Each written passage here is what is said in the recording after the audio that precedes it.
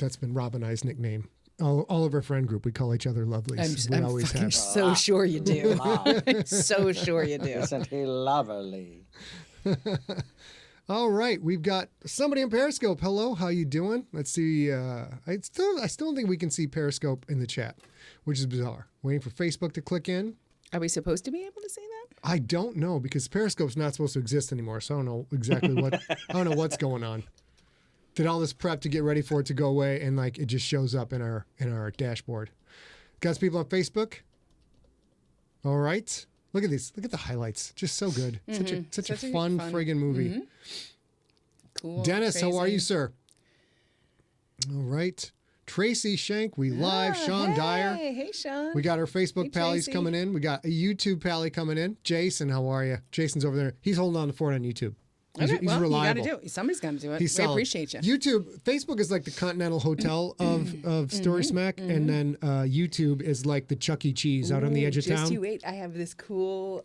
We're going to talk about that a little bit later. Okay, We are. I got to bring that a little closer. All right, There, that's sweetie. fine. All right. Okay. Virginia, gotta love the movie. Yeah, it's hard to not like that movie. I mean, there were things that ticked me off, and we'll talk about it. But weren't many things that ticked me off. Likewise, I agree with you. There's not a lot of things that tick me off, and I think part of that is the idea. Happy birthday, Nelson McClintock! I'm so glad you're here. It's so nice to see you on Speaking your of big Nelson, day. let's go to the main camera, baby. Yeah, Wish him for a sure. birthday. Hello, everyone, and happy birthday, Hey, guys. Nelzona. Welcome, everyone, to episode number 71 of StorySmack. We're going to bring Rob Otto in with us shortly, but you let's guys see. know the way. I think we bring Rob Ken. in right now. Yeah, Let's do why it. not? That's boom. There's Rob. Oh goodness, you gentlemen everybody- look terrific. Everybody keeps asking me if I'm coming back for StorySmack, and till now I haven't really had an answer. But I'm thinking, yeah, I'm back for the smack. Robbie, that's a beautiful suit, Robbie. Can you tell us a little bit about that? Well, let's see. It's the style is Italian. The buttons are two. The trousers are tapered, and the lining is tactical. Yes, you both look great, actually. Hold on one sec, baby. I got to fun. turn this camera for you a little bit. The other way. This Yeah, way? there we go. go. I think All the right. only other time Let's you're going to fix see that. the two of us in suits together is when we die in a fiery crash and we're in our coffins. That's what I'm thinking. Gennalia, nice to see you. And I Kim, nice to see you. meant to wear a tie with this, you guys, but a slight fallout from the era of COVID. And I shacked up together right before we got married, so Right, it was right. very dirty and torn and Yeah, sorted. we moved in together Nice. sort of in May, Yeah. and we got married in June. We lived in sin for about a month. We got Sweet. married, and so I did not wear a tie for the wedding because we did it here. I only realized today, over 14 months being cooped up, Yep. that I don't have any ties. They're in storage. But the crazy I have thing no about that ties. It's crazy. is we talked about it for him to get dressed up for John Wick. We sort of talked about, okay, well, I got to get a tie, and then I said, well, okay, I think they're all in storage. He said, no, there was a wedding.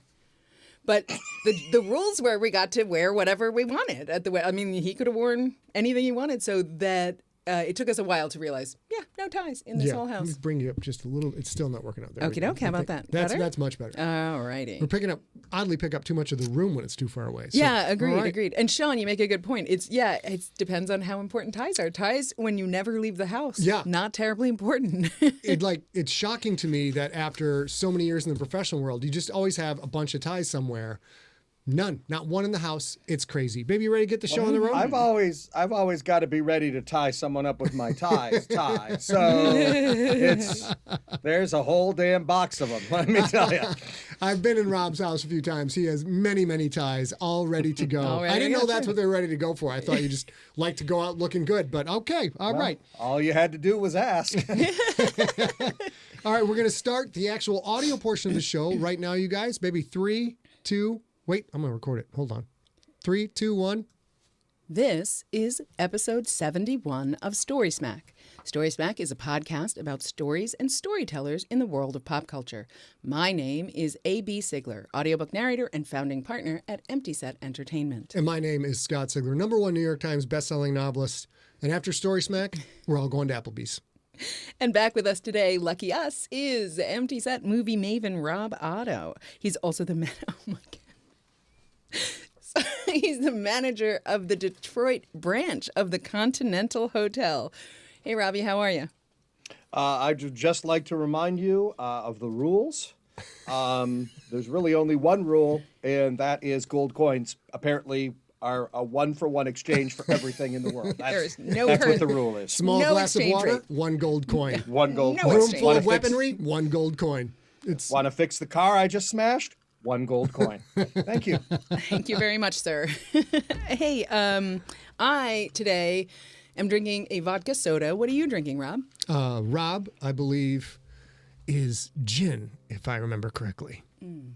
That is correct, and I believe you are bourbon. That is correct, sir. Cheers. Let me pick this one up as a professional courtesy. 1 gold coin. 1 gold coin. I love you nerds so much I can't even tell you. Yeah, all right, hit it, So baby. good. So this, as you know, is StorySmack, where we talk about stories and storytellers in the world of pop culture. We are discussing this week the 2017 release John Wick 2. Earlier in StorySmack's history, we recorded StorySmack about John Wick, the original. Unfortunately, we didn't have Robbie as a co-host then, but if you want to check that out, you can go back. I think it's episode 10, maybe. But therefore, we're going to look at John Wick 2 because in the coming years, we're going to have John Wick 3 and 4. Yep. Do you want to give us the I will. movie guy synopsis? I will do that. The reason we're doing John Wick 2 is I had not realized John Wick 2 was supposed to be on May 27th of this year. John Wick 4. John Wick 4. John Wick 4. John Wick 4 is supposed to be out. So I thought we'd do John Wick 2, get ramped up for John Wick 4, and only found out today it's been pushed out for a year and people have known about it for a long time. I was like, right over my head. Missed it. Here's movie guy voice.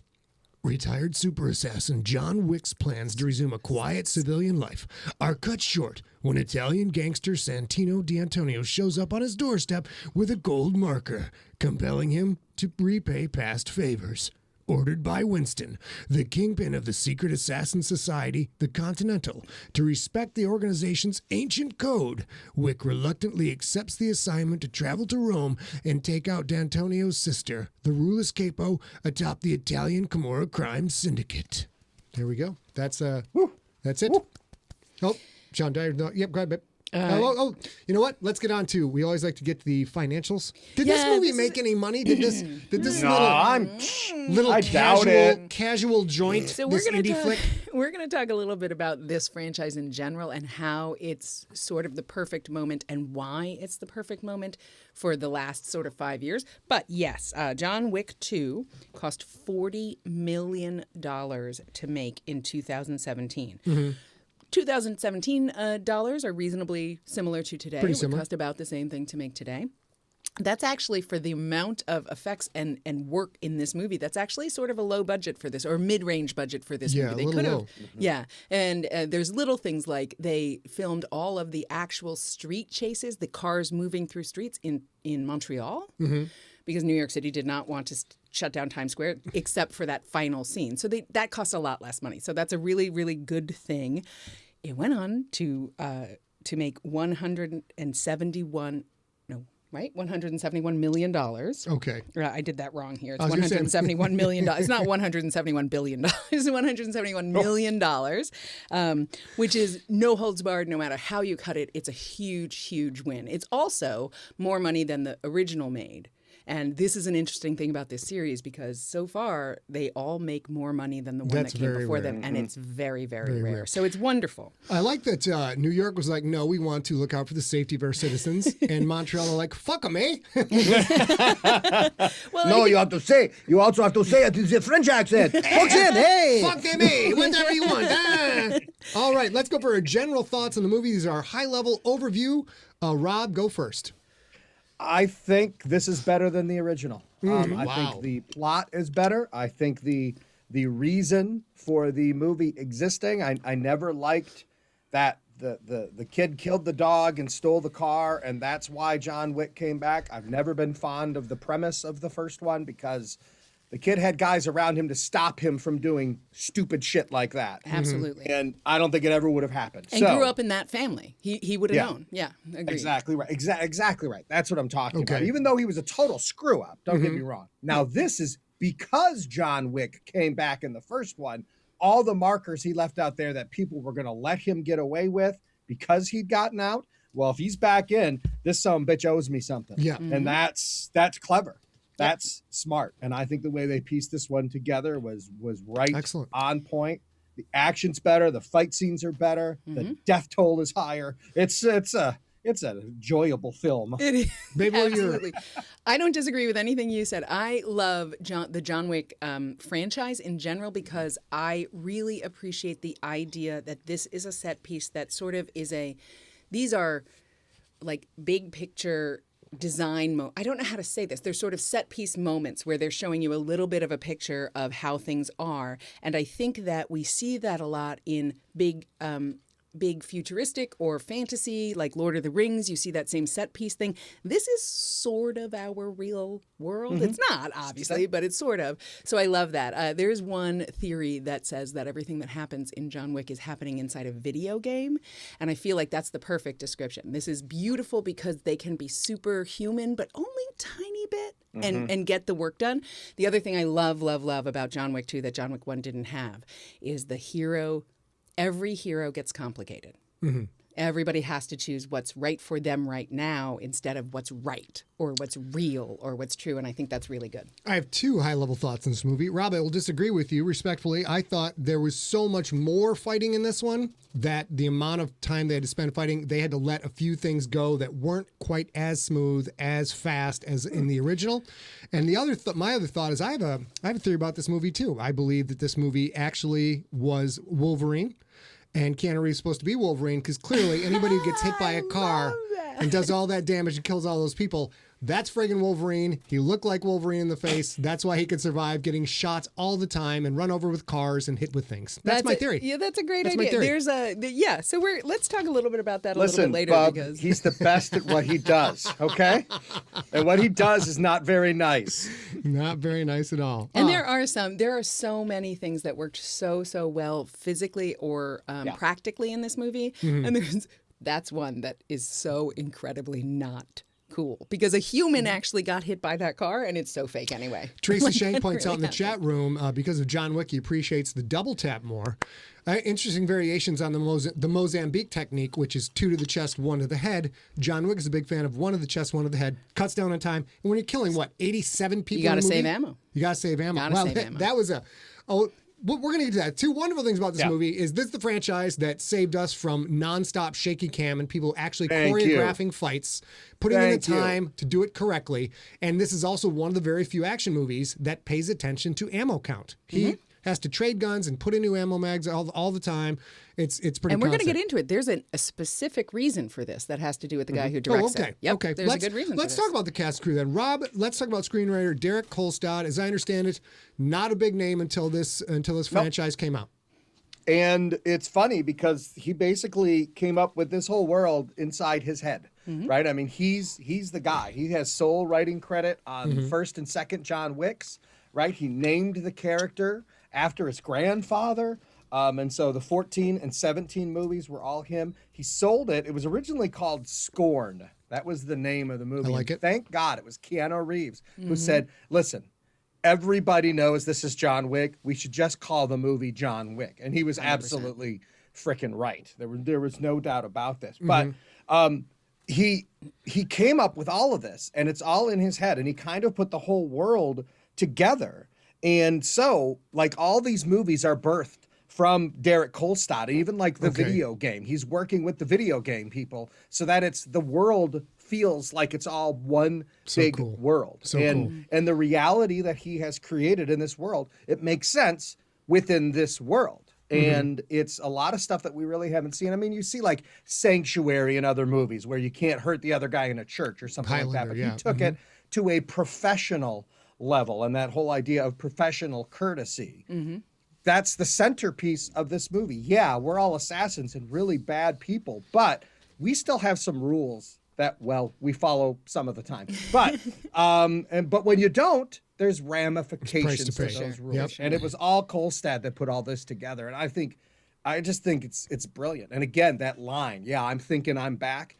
A lot of it has to do with the way that Keanu Reeves says his lines. Absolutely. But there's just some lines in this movie you're just like, boy, Colstad just hit that right on the freaking nose. That is a great line. Seems like a guy weaned on the tit of action movies his whole life. Yeah. Well, and also at the time that he writes John Wick, he is a video game writer, creator. So he's writing first-person shooters, so this is a thing that he's sort of familiar with in this mentality. Yeah. I will say there is a piece of information from an interview with him, with Derek Kolstad, that says the story is very loosely inspired by an incident in Texas involving former Navy SEAL Marcus Luttrell, who wrote Lone Survivor, which is a book about his fire team's ordeal during the Operation Red Wings in Afghanistan in 2005. Okay. Luttrell was given a yellow Labrador puppy who he chose to name Daisy after the members of his fire team. So you had asked earlier, like, is this any of this? Where did this come from that he wrote the entire thing and gets the only credit? Right. And that's the jumping off point. What I love so much about that is there's so many stories that you write that literally start with the tiniest thing. Little tiny things. Yeah. And we're going to talk about one that is a big similarity to John Wick because of Derek's screenwriting that you did in Nocturnal too, but we'll talk about that in a little bit. All right. Yeah. And then the director is Chad Stillesky, and he started out as a stuntman. And it's really, no surprise that you've got, when you look at the product that's put up on the screen and all the attention paid to the detail of fight scenes and cars and blocking is a huge thing that you maybe don't notice the first time you watch this movie, but people move to a certain area. They are accounted for in the movie as John Wick passes through. There's a lot of foreshadowing about where bodies are. So most of the time when people jump out of nowhere, they're not actually coming out of nowhere. You've already seen them moving towards the danger. That's the kind of stuff that a stuntman. But he made his jump into directing after more than 50 screen credits for his stunt work. He was a friend of Brandon Lee at the Inosanto Academy of Martial Arts. Yeah. Lee, of course, tragedy, died from gunshot wound after an accidental shooting on the set of The Crow. And that's in 1993. 1993. This guy goes way back. Yeah. Way back. After Lee's death, director Alex Proyas decided to complete the film. At the time of Lee's death, on only 8 days were left for completion of the film. Majority of the film had already been completed with Lee. Only a few scenes remained to be done. To complete the film, the story is rewritten, and Stillesky served as a double, while special effects were used to give him Lee's face in 93. And I love that so much It's because incredible. part of the reason that he probably did so well with that is he knew Brandon Lee. He knew and went to school with Brandon Lee. They were friends first, and I think he was able to maybe get the physicality too. And talk about it's hard to have more of an action movie pedigree than Bruce Lee's son, who was successful in his own right, and he dies filming an action movie. And then Stillesky steps in and fills the guy's shoes just to finish off the action movie, and eventually winds up doing John Wick. To A's point, the idea of being friends first and how that turned into wanting to work together. Stillesky was one of the stunt guys on the Matrix movies. And he did some body double for Keanu Reeves in the Matrix movie. So that's how they got to know each other. And as we talked about when we did Bill and Ted's Big Adventure, this guy makes friends. And I swear this guy makes friends for life. Every time we talk about Keanu Reeves, I love Keanu Reeves more. Yeah. And this guy had never directed a movie. But when Keanu got on board, he said, this is the guy you should get. And boom. Yep. A few movies later, they're making these ginormous blockbusters. And to your point, you want to get grass growing? Maybe if that's spam, just in case. To your point, also, I love that when Derek Kolstad meets Keanu Reeves and Keanu Reeves takes over Scorn. Part of the reason that he says why not John Wick is, well, it's obviously a John Wick movie, but also John Wick is the screenwriter's granddad, and of course America's or internet's boyfriend Keanu Reeves wants that as part of a sweet part of that story, and I love all of that. Perfect. We'll see that more again. All right. And then, of course, none other than the man himself who has dominated so many of the movies of Rob and I's childhood, Mr. Keanu Reeves. And we're going to go, like I said, the internet's boyfriend we talked about a couple of weeks ago in Bill and Ted's Excellent Adventure in that StorySmack, so I'm not going to go over the history of Keanu Reeves as an actor. I will say a few things to prepare for this particular role as John Wick, and obviously, therefore, in John Wick 2. And for John Wick 2, Keanu trained for 3 months, 8 hours a day, in judo, Brazilian jiu-jitsu, marksmanship, and driving. Did he do? Wow. Okay. Keanu also performed about 95% of the film's stunts for John Wick himself. The only stunts that he didn't do are the one in which John Wick gets hit by a car, which is Like I said, terrible because a human got hit by a car and it still looks terrible. And the one where he falls down the stairs in the subway, I think it's in the subway with the fight with Cassian, with Common. Yeah. Those are the only two things that he didn't do. There are scenes, we'll talk a little bit later, like he's in the car, that beautiful car at the beginning of the movie. He's in that car. He's driving that car every time it gets hit, which is insane. Yeah. But he did the work. I wonder how much a percentage of the budget was insurance on Keanu Reeves. Exactly, yeah.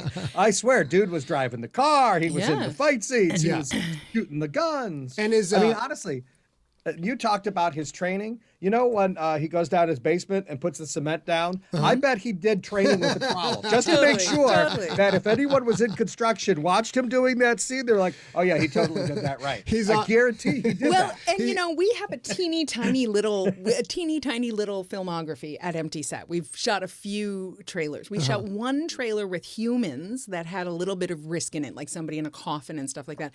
And we had to answer a gajillion questions about her weight, her height, her ability to move a stone coffin, even though the coffin was made out of styrofoam, like all this stuff to get an insurance If he was in certificate. those cars, that's bonkers. I can't even imagine how many questions. And yet he did all the work and he got the clearance, which is insane. You can just see him on the phone and be like, hello, Bob's Concrete? Yeah. Can I come down and just watch you guys pour concrete for a while? I want to make sure I understand. I don't just want to watch. Could you put me to work for about 3 weeks for free? That would be great. Yeah. Whoa. And then Rob, of course, now we're going to have Rob tell you about one of my favorite actors, Mr. Ian Mcshane. Ian Mcshane, I don't know what it is, and I feel badly that, like, we haven't really discovered Ian Mcshane until, like, the second or third chapter of his career, because he's been around since the 60s. And he's been a working actor, but just, like, this last 15 years or so of Ian Mcshane, he just robs every scene. Every time you see his face, and it's got that weird grizzle, and yet he still has that little glint in his eye, and doesn't matter if he's doing a period piece or if he's doing something, he just has this presence. And he plays Winston so well, the head of the Continental, right? He makes all the rules and nobody frickin' questions him, right? He is in charge. But this guy started out, he started doing acting in 1962 while he was still at the Royal Academy for Dramatic Arts, right? And he's this enigmatic guy. And after John's marker gets called by Santino, Winston is the one that has to say, John, I'm sorry. You gotta do it. You never should have taken a marker from that crazy son of a bitch, but there's 2 rules. No blood inside the Continental, no fighting, no nothing like that. No business is done here. And 2, you put your blood in that marker. That's, you have to repay that marker. If not, which was such a dead. The marker was such a cool little plot device too. It was incredible. Absolutely. And this scene that's up on the screen right now in Central Park by the Bethesda Fountain, where there's so much discussion about this in the fandom about, did Winston betray John Wick by doing this? And the answer is no question, absolutely not. And you know this because in this particular scene that we see on the screen right now, Winston does the most protective fatherly thing he can for John Wick, and he gives him 1 hour. He tells him exactly what's going to happen. Yep. And he gives him 1 hour. And he's a big papa bear in this world, in this universe. He's ruthless for sure, but he's a papa bear because he gives John Wick 1 hour, and then he turns around and he tells every assassin who has the ability to call in that $7 million marker, John Wick will kill you. If you come to him, he will kill you. He will kill everyone who tries to kill him. And then Winston actually creates the marker or creates the contract on Winston because he has to. That's because the he rules. has no choice. But he does the best he can do. He tells John Wick, you have 1 hour. He tells everybody else, when the hour is up, there is a $7 million mark on John Wick's head. Yeah. Do not do this. You will get killed. He will kill you. Yeah, and still everybody honestly, goes after him. I think the argument has to be, did John Wick let Winston down? All right. I mean, he knows the rules, and he chose his personal vengeance over the rules that he had promised to stick to. Absolutely. When anyone is letting anybody down, it's John letting Winston down. And Winston even says that to him. You were out. What did you think would happen if you came back in? You were out. Everybody was willing to forgive you. You did this. DiSantino didn't do this. You did this. And he's like, I guess I did. And Scotty, you wanted to talk about the marker as a plot device. As a plot device, the marker, and I wish I had a picture of it here to show for the people watching the live stream. It is such a brilliant device by the writer. It's not just that you gave me your word. There is an actual bloody thumbprint in a physical object that you can carry with you, and you can give back to the person to call in your marker, and whatever you ask must be done. But it's a beautiful prop. They spent a lot. They made a really nice prop. The actual thumbprint, knowing there's another thumbprint in a ledger, which you don't see till later on. So when you call in your marker, that has to get recorded as the marker has been satisfied. I loved it. And they totally knew they were onto something, because the whole opening credit sequence is nothing but the marker. Like they close-up views. Yeah. And you don't know what it is when you're watching it, but when it comes in play in the movie, and Keanu Reeves gets bagged on for not being the best actor in the world, but that scene in particular, when he pushes that thing, when he first pulls the thing out, Keanu Reeves tries to resist. He already knows he's screwed. He knows there's nothing he can do. And John Wick does a beautiful thing there where he says, I know you can make me call this in, but please don't make me call this in. Just don't. Yeah. Please don't, because this is not going to end well for any of us, including you. And DiSantino does that anyway because, of course, everybody thinks that they are a peer of John Wick, even though they're not a peer of John Wick. Well, that's the classic. Classic quickest gun in the West. If you take down Billy the Kid, now you are the man. Everybody knows their lives are made. Aside from the $7 million. Now let's talk about. There was one moment. Hang on, Scott. Before you move on to next. There's a moment when Santino sends out the $7 million, which, again, you want to talk clever plot devices? I'm hiring you, calling in your marker to kill my sister. And then as soon as you kill my sister, I'm duty bound to kill you. So I got you to kill my sister. Now I have to kill you. I mean, it's just like, yeah, that makes sense. But when he first puts out the contract on John Wick, I wish they would have shown more people look at the phone, see that it's John Wick, and just say nope. I mean, because just about everybody they show eventually goes after John Wick over the course. Yeah, I would have loved to see some people say tip. Delete. No, Yeah, I'm turning that one down. That's why like to see some it's more reasons like this. Rob and I have been working on a couple of screenplays on and off over the years, and we got plans to finally finish them up. But Rob, that would have been awesome. At least one guy, one woman, look at the phone, be just shake the head, nope, and then put the phone away. Like delete, incredible. It would have taken 5 seconds, and it would have been clever.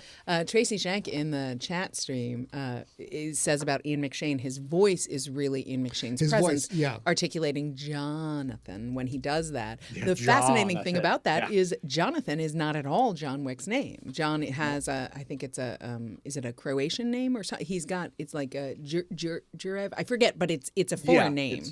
And so he's never Jonathan unless Winston is talking to him, and he never corrects him. It's beautiful. You know, that's a great point. Does anyone else call him anything but Mr. Wick? Nope. Winston's the only one that calls him Jonathan. Couple people call him John. Winston's the only one who calls him Jonathan, which is not at all. Oh, that's right. A couple people do call him John. But let's last thing about Ian McShane. If you guys have not watched Deadwood, you absolutely owe it to yourself to watch Deadwood. It may be the single best bit of acting I've ever seen. His role is incredible. And Deadwood is based, his character in Deadwood is based on a true story, a real human being who lived and worked in Deadwood back in the day, who is also like a ruthless, oh my God, is Winston essentially a billion years ago. All right, moving on to this man, Common. Common played Cassian. Apparently he's good looking, based on my wife's response. Hi, Tiny. Well, you can see the resemblance, right? I mean, that's what I was... I'm drinking his gin. He is a hitman, bodyguard, and right-hand man of crime lord Gianna D'Antonio, there may have been a love interest there. It's hinted at, but we don't know. Leader of the Camorra crime syndicate, an old colleague of John Wick. As with many other assassins in the criminal underworld, one-time acquaintance of John. Cassian serves as a major antagonist in John Wick Chapter 2. What I wanted to talk about with Common is, if you guys do not follow the world of rap or hip-hop, well, this guy is a titan. He has won a Grammy, a Golden Globe, an Emmy, and an Oscar for just his music. And then he comes on and does not just a admirable, excellent job of acting in this movie, in my opinion. His physical combat is it's great. He does a great job for somebody who doesn't have a history of this. He won an Academy Award for Best Song in a Motion Picture with Glory, recorded with John Legend. A Grammy for Love of My Life, an ode to hip hop with Erykah Badu. Golden Globe, also for Glory. And an Emmy for the song 13th, Outstanding Original Music and Lyrics. He's been in Wanted, Suicide Squad, and Selma. Amazingly multi-talented guy. Absolutely. And totally a really like a gentleman, it looks like. He got in, he was, when he first was on the rap scene, he was Common Sense, if you remember Common Sense. Had a little, I think he had a beef. He signed with Kanye's record label. Label. Beef, I forget with who, but then he got sued because there is a group called Common Sense. It's an R&B group. And he was Common Sense as a human. I see. And he got sued, and he was like, you know what? That's no problem. He didn't like fight it and say they're blah, blah, blah, blah. He was like, cool, I'll be common. He seems smart enough to be like, okay, I can't win this. Done. Let's move on. Let's move on. And then he probably just like lifted up, showed everybody his abs and said, call me whatever the hell you want. People are going to remember me a hell of a lot longer than they remember you. All he does now for contract negotiation, he sends them a 15-second highlight clip of his fights in John Wick 2. And everybody's like, just give the man whatever the hell he wants. It's fine. It's fine. And then, I'm just waiting for John Wick the musical to hit on Broadway so that he can go EGOT and get that Tony. Yeah, I know. Then he'll be And all the set. director, the director, Chad's, I can't remember his last name off the top of my head, is a huge Stillesky, thank you, is a huge musicals fan. He loves many musicals. Right? Isn't that the craziest That's thing? wild. He's a Let's do it. multi-talented Let's get him the EGOT. stunt, Come on. stunt director and a huge fan of musicals. So that could possibly happen. And then we move on to the other nemesis. Oh, wait, stay right here. This scene that you're seeing right now on the screen is that moment where he has the knife in his aorta. Yeah. And John Wick does the professional courtesy of not pulling it out so that he dies on his own, quote unquote, on his own terms. They established this with Lawrence Fishburne, who we're going to get to in a minute. And Lawrence Fishburne, when he shows the scars on his neck, says he was cut deep enough to die unless he had direct pressure on the wound. And he had a choice. He could go for his gun and shoot John Wick, who didn't finish him off, and then die doing it, or hold the pressure and let John Wick get away. John does the same thing with Common. So my hope is that we will see Common in John Wick 4 as an ally. Is possible, yeah. That's a difficult actual injury to recover from, even because they still have to pull that knife out and then you die. If they can pull it out in a hospital, though. Absolutely, Yeah, that's it. If they can get him to the hospital, for sure. and then they're able to open him up, but this pull is it that, out, and this is that scene where he returns the favor that you guys did in the opening moments, where Common says it's a professional courtesy that I'm buying your drink because I had respect for you, but now I will have to kill you.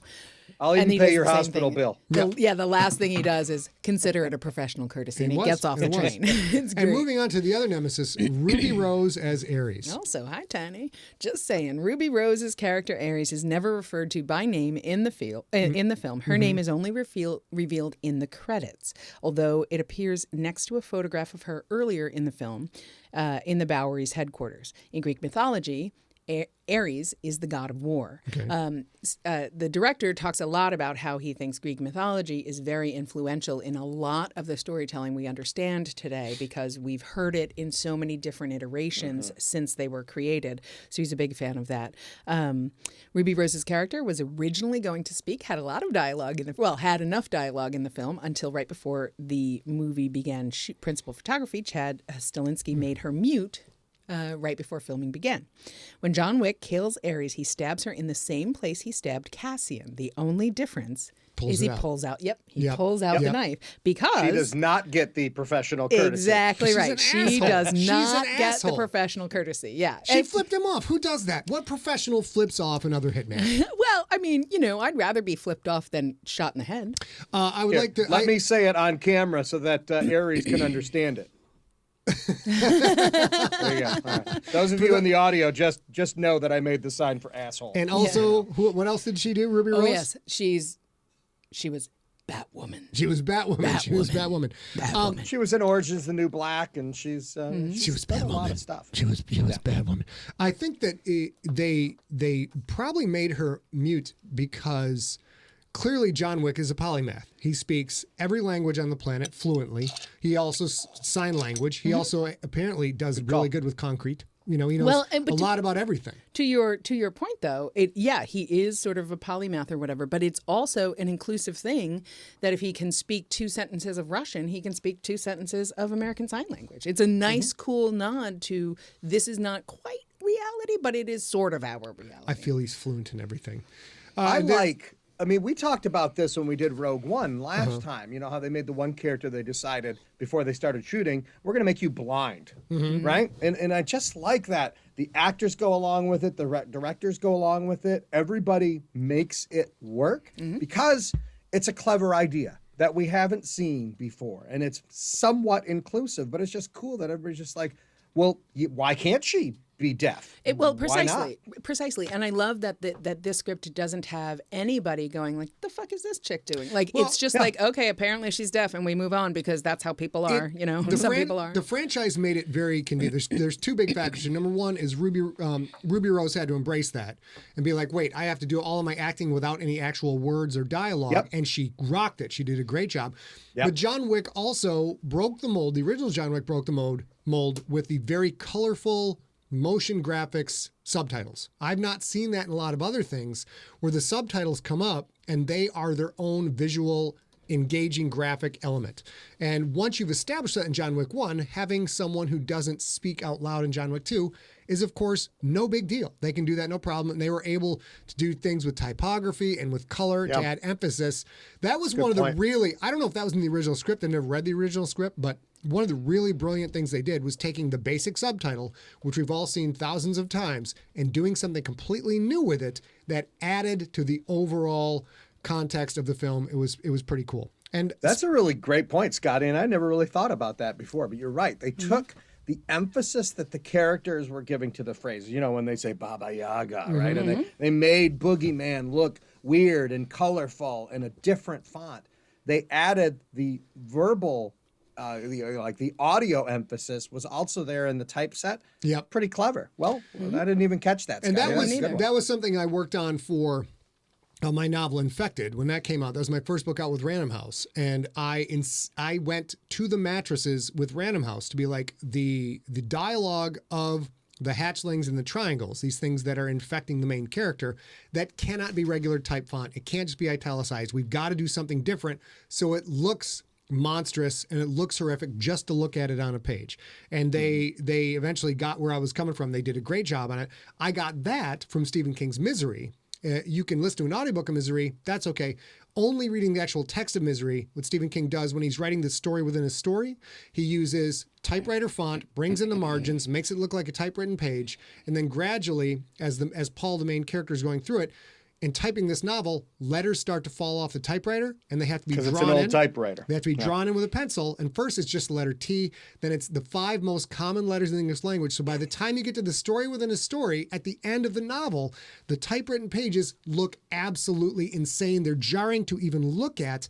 That inspired me so much. That's why I did. In fact, that's why I noticed the John Wick stuff. But clever. Robbie, let's talk about this incredible man, Mr. Lawrence Fishburne. Oh my goodness. Lawrence Fishburne, it's so crazy. He's the Bowery King, and thankfully you get more of him in the 3rd John Wick movie, because he's only in this one for like 10 minutes, right?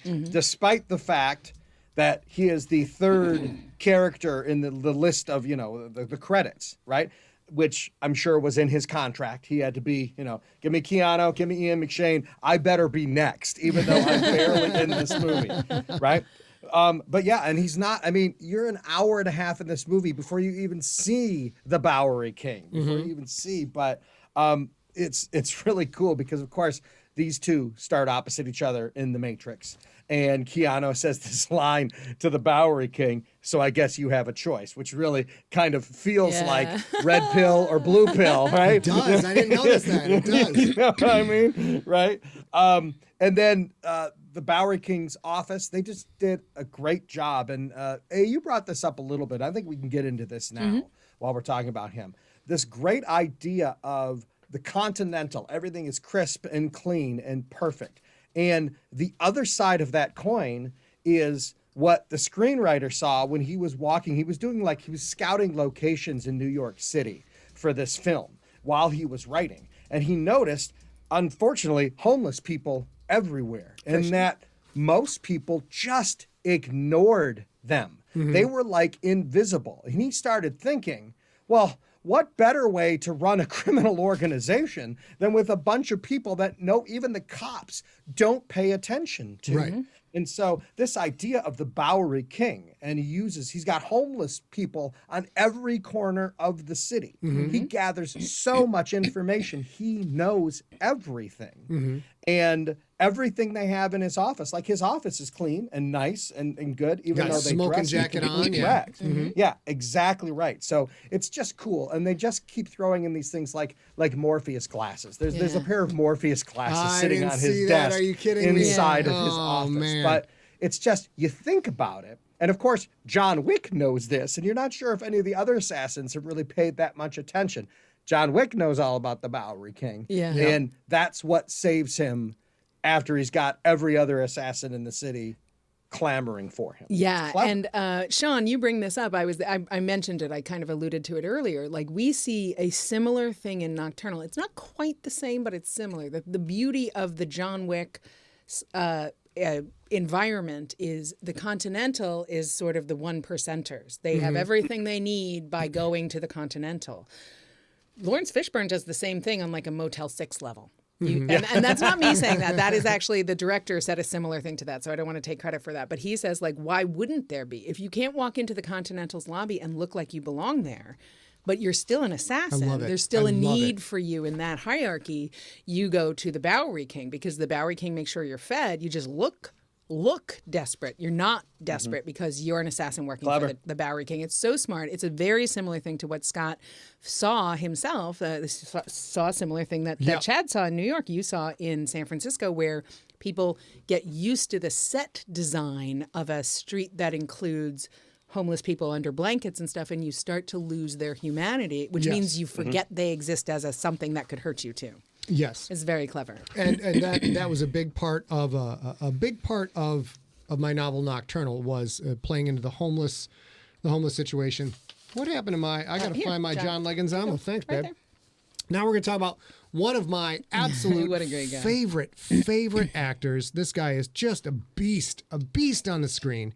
He plays Aurelio, who's the mechanic who runs an illegal chop shop for stolen cars and vehicles. He's a service provider for the Continental and a friend of John Wick.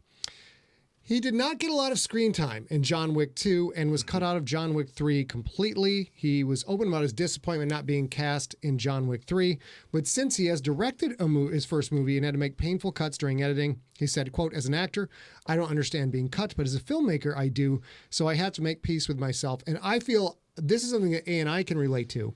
When I was coming up, being a aspiring novelist and then getting into writing books and putting books out, and the arguments and battles I had with Random House and Crown Publishing, I need to do this, and they're like, we can't do that because of X, we can't do that because of Y, and frankly, I was a giant asshole. I was just like, no, this is my art. I know what people want. This is how it should go. Thanks, Rob.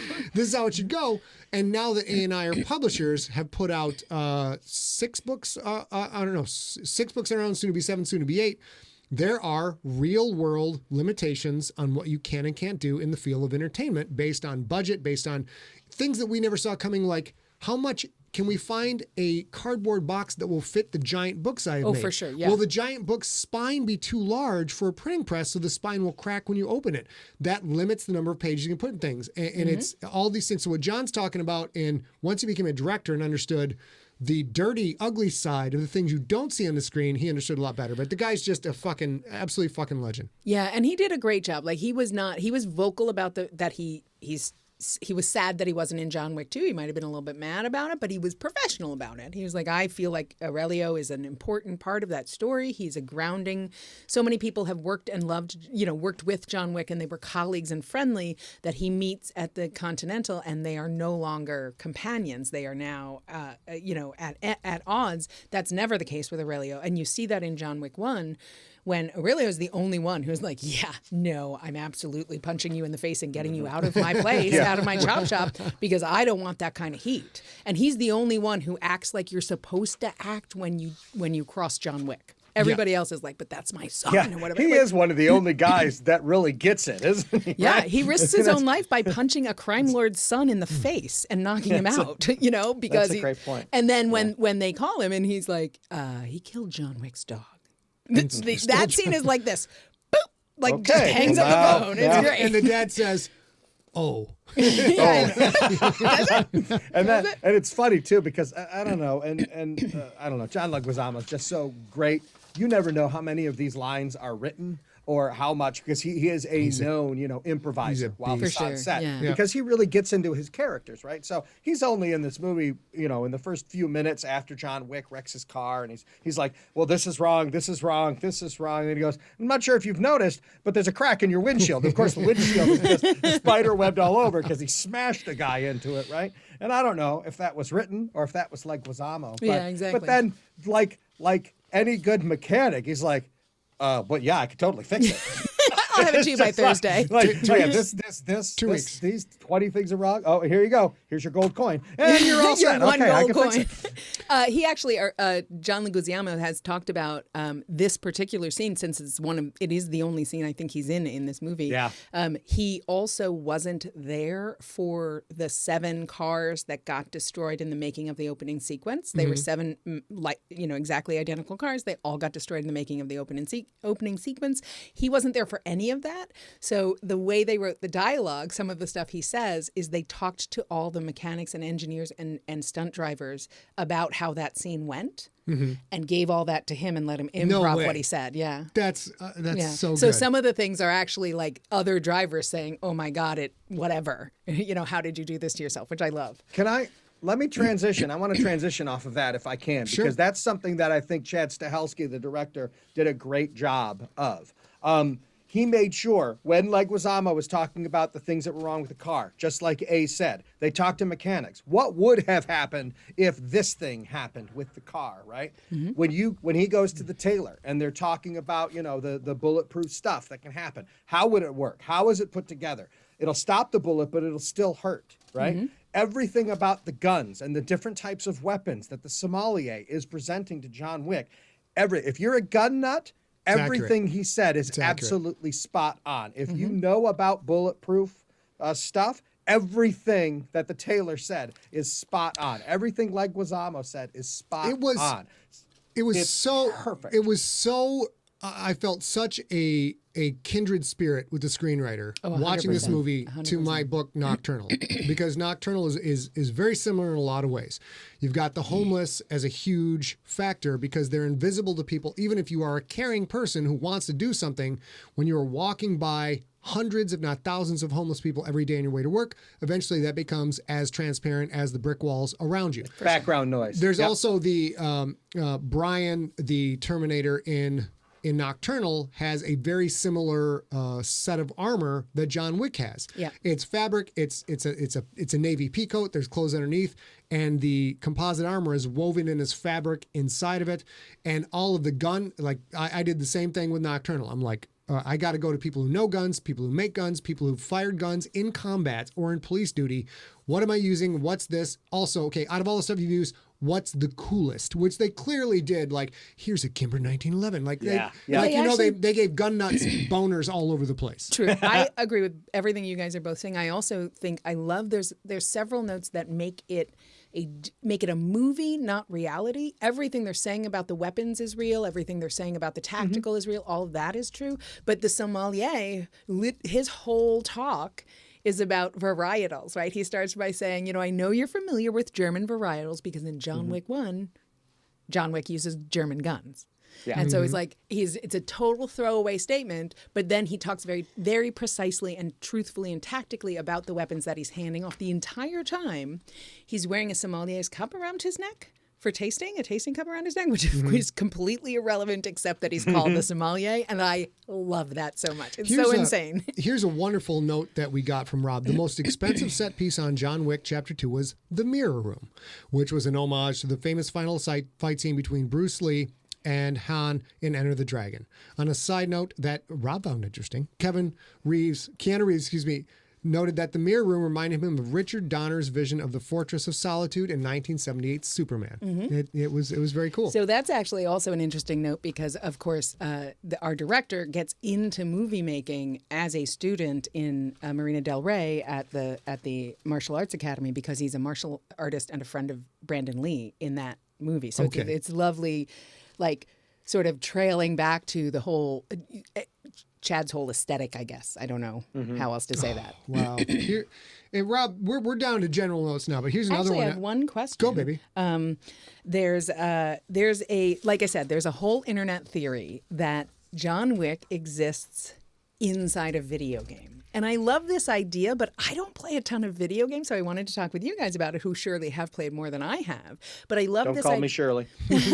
But I love this, and I brought it up several times in this cast, and this is why. Oh my goodness. The moment in the beginning opening sequence where John Wick gets hit by a taxi cab in the garage is so incredibly ludicrous. It looks terrible in real time, but it looks terrible for two reasons. One, everything around it that has been happening is real practical effects with real human beings, as is this one. That's an actual human being who gets hit.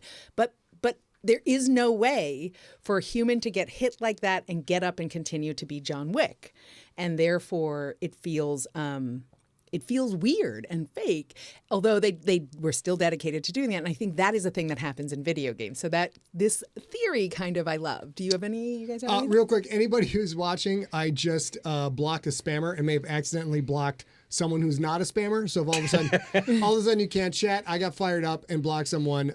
Email info@emptyset. And we'll fix it. If you think you were blocked, I will fix it pronto. Yeah, and Lisa Tryon says, yeah, he just had a high accent. This is what I mean. He was Wolverine. I'm telling you, this is the Wolverine movie we never got because the role was taken and done so exquisite when they wanted Keanu Reeves for it, so they couldn't quite do it. I mean, fair, but Wolverine has to recover from his injuries. You see him. Does it right away. Boom. He doesn't do it instantly. You see him kind of have to adjust and crack his neck. John Wick limps. He limps a little. But, okay, so all right. So to A's point and the theory's point, like when you're playing a video game, you're almost at like 100% efficiency until the moment you die, right? Yes, so that's right. kind that's of right. the point, right? Yeah. And people can get hit by cars and walk away, but yes, probably a moment before the next two guys come up and he starts kicking and beating them to show that he was feeling some sort of discomfort. But the other side of that coin is you do see that I think John Wick, he's not Wolverine, but he has like this adrenal boost or something. Like when he's in the moment, he can be 100% the whole time. And whatever injuries he's got, he can mostly ignore them until the moment that the adrenaline runs out. In because some then ways, you see him, he does limp. He does crash. And he, he's bloody and he's scratched and he has issues and he has to try and get himself back together. Sure. Never in the middle of a fight. In some ways, this series it's an action series, but if you were writing it as a book, it's almost an urban fantasy setting. There's this entire mythological organization operating within the confines of normal society that the normies don't see. There is a huge amount of attention paid to realism. The car, the damage to the car, the weapons, how people fight. His BJJ, his Brazilian Jiu-Jitsu is completely on point. The physical throws, and Robbie and I wrestled together in high school. When he does these throws, these are real throws. They work just like that. And then there's this ability for our lead character to absorb so much damage that does not match up with the rest of what we are seeing. So there's a little bit of magical urban fantasy element into something that otherwise is got a lot of reality to it. But again, if you call this movie a set piece movie, that works because you've set up that this is a little bit different than reality. Obviously, not everybody in our reality is as good looking as everybody in John Wick, and everybody in John Wick is good looking for who they are. I didn't say nobody. Excluded. I said other than John Wick, Robbie, and Scott. That's what she said. I heard yeah, it. that is exactly it. So I do think that those things are true. I will also, I want to dwell on the opening sequence just one more time because there's two things that I really love about it. If you're a Keanu Reeves fan, and I think I mentioned during Bill and Ted's Excellent Adventure that back in the day when I worked for Blockbuster, I wrote 25-word reviews for every Keanu Reeves movie that was available at the time. The last movie I wrote about was Little Buddha, so that's how old it was. But he's pigeon-toed. He's pigeon-toed. He's always pigeon-toed. Every one of his characters are pigeon-toed. You can choose to correct that on purpose, like for a scene if you walk into a room. The opening sequence is this destruction of this gorgeous 1969 Mustang. And the first time you see John Wick on screen, you see him walking around a car, and he's pigeon-toed, and you know it's that. him. Just see his feet. It's That's gorgeous. Funny. Yeah, it's really fun. But also, that opening sequence, he destroys a 1969 Ford Mustang, as we've just discussed. Even more astonishing, in every single scene on screen, that's Keanu Reeves behind the wheel, which is, as we mentioned earlier, absolutely insane. But he did the work to be a certified stunt driver. Obviously, that car is converted with a 5-point harness and protective cage and everything on the inside. All 7 of those cars were. But still, they almost never let the actor do it because the actor doesn't do the work to become proficient. Somebody has to have done some kind of documentary on, these are all gorgeous, rare cars in these movies. Do they fabricate outer bodies for these cars? Because I want to, if they killed 7 of those, I'm going to fucking get a Kimber 1911 and shoot somebody. Dude, yeah. I think they do, man. Oh I think God. they get these cars, and even if they're in bad shape, they can replace everything except the outer shell. That outer shell, they're all the 69 Fords. They are, because you can't make them. You've got to use American steel because that's what was used. You can't use fiberglass because you'll be able to tell when it smash the shit out of these. That's a good point. That's a really good point. Yeah. Rob and I are from Michigan, and it's sacrilege. And there's also sacrilege. an aftermarket, especially after the Chevy Museum had a sinkhole beneath it, and some of the really priceless, beautiful Chevys got just decimated. They just put a velvet rope around like the Bugatti that's there, that's just smashed Destroyed, to pieces, just leave it, and leave it. with the big piece of concrete from the ceiling, right there, that had destroyed It's it. even better. And it's now, even better. But Listen, there's also a place in Vegas, a show cars place in Vegas, where you can certainly see like KITT, and you can see the Ghostbusters Oh my and all God, that. I But wanna you can go. also I see wanna go. wrecked cars from because movies, which is people- really cool. People who collect movie memorabilia, they want to be able to prove this is the exact one that was in that scene. Here's the screen grab. Here's mine. Look, this scratch and this dent Wow. are Wow, wow, exactly where they were on the screen. They will pay primo dollars. So I wouldn't be surprised if all 7 of these damn cars, if you can pick out a scene in the movie that's definitely that car, somebody paid them a incredible. huge sum for these It's cars. incredible. I wouldn't be surprised. We have Transfish in the chat room who points out one story about Keanu Reeves being such a great guy. And I love this one because this is Keanu Reeves making suggestions to the director and the studio and everybody. The character of the Italian tailor is played by the actual costume designer of the John Wick films, Luca Mosca. I would like to believe that the internet's boyfriend was like, why don't we just put him in the role? He does such a great job.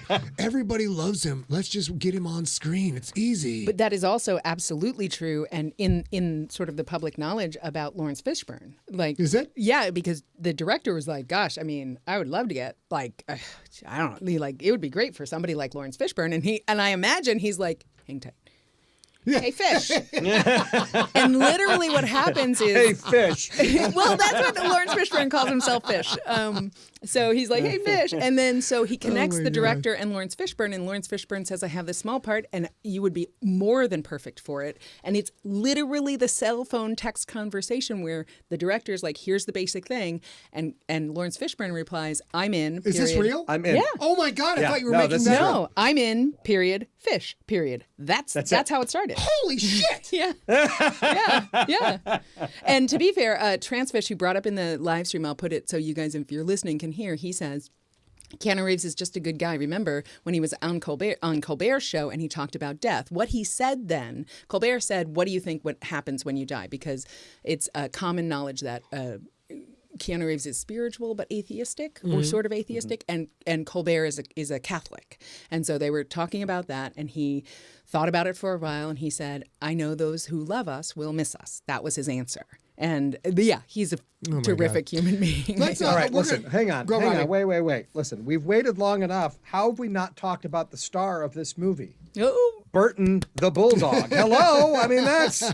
Hello? So He is played by a bulldog named Bubba, and I gotta tell you, the first time I saw this movie, when Santino blows up the house, I'm like, son of a bitch, those bastards killed another fucking dog. But thankfully, while John Wick is laying there, it's funny how this works. The dog comes up and licks his face, and we're all, yay. And then, John Wick is looking at the only pictures and memorabilia he has of his dead wife burning. And my first thought was, well, they didn't kill the dog. So I was good. But Bubba and Keanu were fast friends because Keanu wanted the scenes with the dog to feel realistic. He wanted them to have a relationship. So he would feed the dog. Oh, no, he come would on. walk the dog. Oh, my he God. would hang out with the dog. I mean, listen, Keanu, he's the internet's boyfriend for a reason. Oh, my and, God. Bubba, the bulldog, is just as big a fan of his as we are, apparently. And there are actually paparazzi photos of Keanu Reeves, right, in a suit with like blood on his face. So they figured it was a movie shoot, and they figured it was probably even John Wick. But walking Burton, the dog. Yeah, and so like in all in every shot with John Wick and Bubba, the characters, Bubba is never leashed. There's no leash. That's right. But That's all the right. pictures, Wow. the paparazzi pictures, is him walking around Manhattan with Burton, Jesus. bonding with the Jesus. dog. He also, likewise, the director, as we said, came from a stuntman background. Yep. And had been in dozens and dozens of movies as a stuntman, working with weapons, working with BJJ, working with Krav Maga, working with all of that. And when he became a director, he said to Keanu, like the worst part of watching movies for him as a viewer was that everybody's fine targeting with a weapon and nobody reloads well. Because nobody does that. You hand it back to your stunt coordinator, and they do it for you. And Chad's insistence was that has to be if he's the best assassin in the world, He has to do it this naturally. has to look like everything else he does. And we're going to show it all in widescreen. We're not going to do a bunch of cuts. We're going to go widescreen and show the whole thing. Go to YouTube, you guys, and look up Keanu Reeves Tactical and watch him on an actual gun range. It's He insane. not only put the time in, he's very good at it. Like the reason, I don't know if they cast him because of this or he found out he's like, oh, I already have all those skills. I'll go do this. It's incredible. Tactical reloading, regular reloading, moving through a shooting range, one-hand checks, everything, and every time. And I've taken quite a few gun courses to make sure I know what the hell I'm talking about for my books, because I had fired at 22 up until the point I started writing these books. Right. I started dealing with people who were had dealt with weapons for a living. And everything, the ejecting the magazine, put magazine in, checking the breech, every time. If you watch that long extended fight scene at the end, he does the fundamentals of handling a weapon every time he takes a new weapon away from somebody else, over and over and over again, which is what people who survive in combat do. This is your lifeline. This thing in your hand is what will keep you alive. You have to do step 1, 2, 3, 4, and 5 if you're going to stay alive, and it's every single time. And the muscle memory that goes with just practicing over and over and over again. And it's rare to find people. I mean, I'm not saying that it's rare. I'm not saying other actors don't do the work, but there are very few folks who make movies like this who everyone you talk to says, yes, they did all this work. They did every single bit of this work. And it's one of those things. People bag on his acting ability, but I'm a huge fan of Brad Pitt because of his physical combat ability and his ability to make everything he does in a fight scene look like if you're going to fight that guy, you are going to get the shit kicked out of you because he knows what he is doing. Keanu Reeves is very similar. Peter Wilson from the old La Femme Nikita was another one. Like, you watch Peter Wilson fight on screen, you're like, she will knock you the fuck out.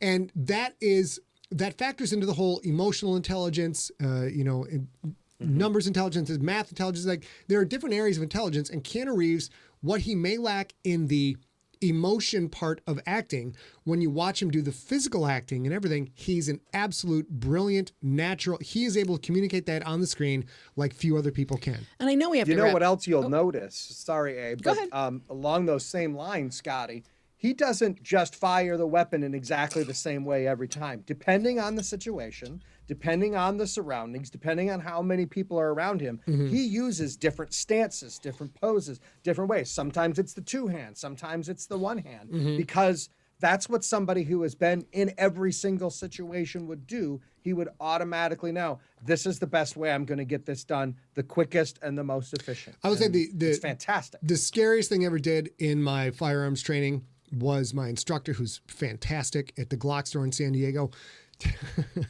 telling me like, you shoot here, you shoot here, shoot here, and then you know there's a target behind you, so you're going to point before you look and look back and like firing almost blind behind you with another human being in the room. Still, I have trouble even speaking the words. I was so upset. I'm like, dude, are you sure? He's like, I got you. I'm standing over here. And Keanu Reeves, as you say, working in all the different stances, the different firing positions, he makes it look completely flawless and natural. And although I love this movie and I love both of you, we are almost out of time. So I know, Robbie, you are going to give us a death count when we're done, but I want to bring up one more point, and then if you have anything else to say, and then we'll give it to Robbie to sign off. I will say that the idea of this as either a video game or a set piece or an allegorical set piece that is not quite New York, it's maybe Gotham, who knows, that sort of thing, is the final scene of the movie where Reeves squares off with fighter of equal caliber involved in the action choreography. It is in perfect sync with Vivaldi's Four Seasons. Was that playing at the time? Or? Yeah. So the idea was simple and innovative. The team removed all the percussives from the background score and replaced those with gunshots. No way. Yeah. So that's the outcome, incredible. and we can still watch it. Like we still have it rented if you want to go back. I figured you would want to. Yeah. So the outcome was utter perfection and an incredible rehash of a masterpiece worthy of Vivaldi's attention. And I think that's enormous. It's such a folding in of reality and fiction in a brand new way that I think the John Wick series does so well. Robbie, you want to tell us who died? Yeah. I mean, so here we go. I mean, I'm sure, have you guys ever heard of like Michael Myers, Jason Voorhees? Yes, I have, Freddy Rob. Krueger, right? Yep. Amateurs. All right. John Wick, in the course of the first 3 movies, has killed 299 people. Wow. All right. So the first one he kills in John Wick 4 will be number 300. There should be like fireworks. There should be something. I hope it's spectacular.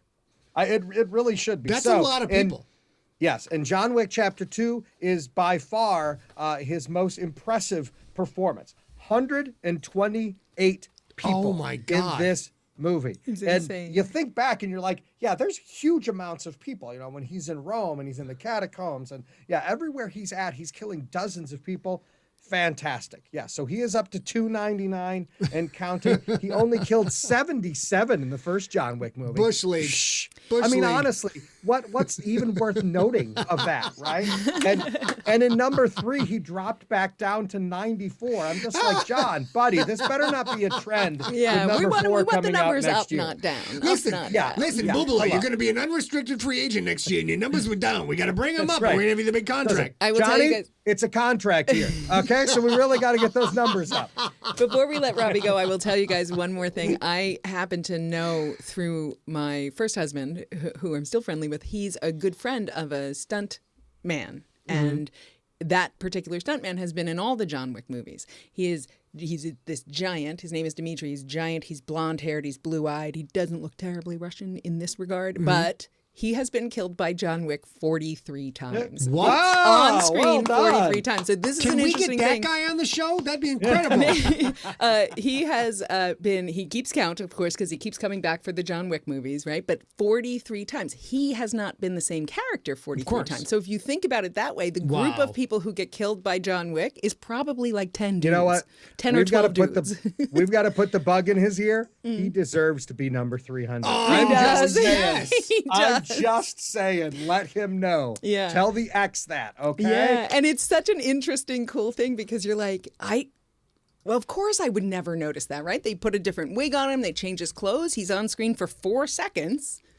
And you never quite get their face because you get you look at their weapon True. first, or you look at or they get from the back. Or So they're all in shadow. But Or that in is shadow, or shocking. it's- yeah. Yeah. To have been killed for. That's amazing. Yeah. Like, 'cause that goes back to the John Leguizamo issue. That is economic, budget conscious filmmaking. Yep. We've got you for 5 days. You're going to get killed 3 times on Monday, Yep. 4 times on Tuesday, and they just walk you through and like they just set up all these shots. You come in, do your job. That brings down the budget and Yep. increases the blood count. and I promise I'll only shoot you in the kneecaps on Wednesday. And the other thing is, you have people you can count on. We at Empty Set are such a small business. If we have, as you guys know, Robbie, John Vizcara, Steve Rickyberg. Like the people that we work with consistently are people that we know we can count on and how they work, and that's super beneficial kind of thing. Yes. So Yes, before sir. we let Smart. Robbie go, we are changing the format of StorySmack. Oh, that's right. That's right. Do you want to bring up this camera for me? Yes, ma'am. So we've talked a little bit about this. We are going to move to once a month after this show. So starting now, we're going to move to the second Saturday of every month. The first Saturday of every month is a Sigler Junkies happy hour hosted by Steve Rickyberg. Yep. Number 2, second Saturday is going to now be StorySmack. You know how you remember? No. It's the 6 S's. Second Saturday Story Smack Scott Sigler. It's the 6 S's. It's incredible. Well, that It's so sounds well done. easy and I was mnemonic. thinking that when people think of number 2, they should think of the movie maven Rob Otto. So, you guys, we will be back for StorySmack on the second Saturday of June. That is June 12th. The next StorySmack is June 12th. We will be discussing the 1986 classic movie Top Gun. Rob, why are we talking about Top Gun? What? Why are we talking about Top Gun? Do you remember why I picked that one? Because we love homoerotic volleyball. I mean, Of who course, doesn't? Who doesn't? Also, because a few weeks after that comes out, Maverick is coming out. The long-awaited sequel of Top Gun starring Tom Cruise, Maverick. So we're going to talk about the original, and then we're going to get into get you all geared up and geeked up for the sequel. All right, that sounds good to me. I And can't wait. homoerotic volleyball. There better be some goddamn naked volleyball in this. That's all I can say. I can't wait. Oh, let's see. That's my cue, isn't it? Yeah, There we go. Okay, Rob, thank you for being on. You brought so much swollen knowledge into this one that it's friggin' fabulous. The body count, knowing there's 299, I will be on the edge of my seat, although I have to wait a whole year for it, for John Wick 4 to see who's going to be number 300 and will they be paying attention to it? You have to think they will. Thank you, Robbie. Good to see you, Rob. You're welcome. Always a pleasure. See y'all in a month. See you See you in a soon. month. All right, go back to... where are we? There we are. That's us. Hello, everybody. And we are running a little bit long, so that does it for us. This was episode 71 of StorySmack. You can find Scott and I online. Scott is at Scott Sigler on Twitter and Instagram, and his Facebook page is facebook.com/Scott Sigler. I am ArealGirl on Twitter and at a.real.girl on Instagram. You can find us online at facebook.com/StorySmack. We live stream StorySmack every second Saturday. Every second Saturday, StorySmack with Scott Sigler. Let's go with 4. Second Saturday, StorySmack. You can see us. You can watch live. If you're listening to this at home, watch live at facebook.com/Scott Sigler, twitch.tv/Scott Sigler, and youtube.com/Scott Sigler. And in addition to StorySmack, if you're listening to this or if you're watching this live, we also do a once weekly live stream called Sigler in Place. It is Wednesdays at 6 p.m. right here where you're watching this. Like Scott said, that's facebook.com/Scott Sigler, twitch.tv/Scott Sigler, and youtube.com/Scott Sigler. And that's 6 p.m. Pacific time, which would be 9 p.m. Eastern time? Yes, that's what it would be. And we release an unabridged episode of a serialized novel of mine every week. You can get episodes for free, unabridged, awesome, girthy, swollen, and fantastic via iTunes, Spotify, iHeartRadio, and more. Just go to scottsigler.com/subscribe and get it. We do so hope you subscribe so that you can hear Scott's books and more StorySmack's goodness in the future. And until the next episode, until we get back with Maverick, well, we can't get back with Goose. Goose is no longer with us. Wah, wah. Hopefully Iceman will be back. Maybe there's like a dream sequence. Oh, a dream sequence with Goose. A homoerotic volleyball dream sequence with Goose and Iceman. There's a little my part God. where Goose pulls down his aviators a little and Gives looks at the Maverick. Gives you those bedroom eyes. Until we get to our next homoerotic volleyball scene involving U.S. servicemen, we will talk to you all real soon.